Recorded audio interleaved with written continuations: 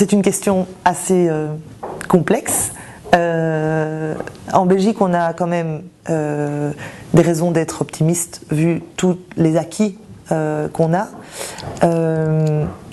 Maintenant, le contexte économique et budgétaire n'est jamais propice à un développement de plus d'égalité et plus de justice.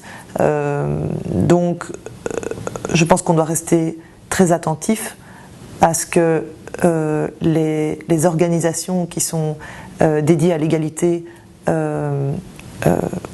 reçoivent des budgets identiques, hein, puisqu'il y a des coupes budgétaires un peu partout. On doit veiller à ce que ces organisations, que ce soit des associations ou des institutions, puissent continuer à travailler dans de bonnes conditions.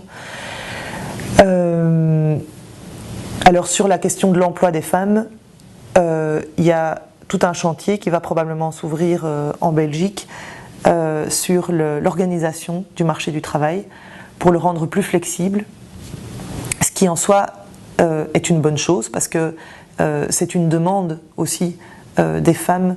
Peut-être un chiffre pour illustrer ça, c'est qu'au niveau européen, 35% des mères, donc âgées de 18 à 35 ans, sont inactives.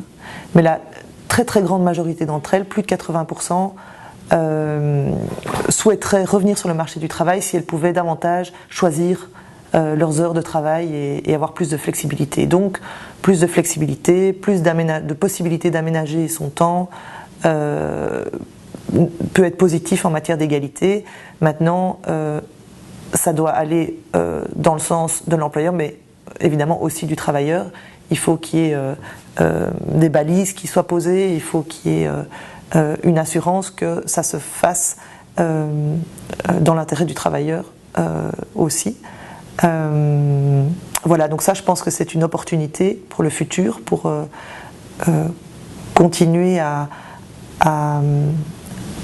améliorer la présence des femmes sur le marché du travail et à renforcer la présence des pères par ailleurs dans la sphère familiale. Il faut garder ça à l'esprit quand ces discussions relatives à une nouvelle organisation du marché du travail.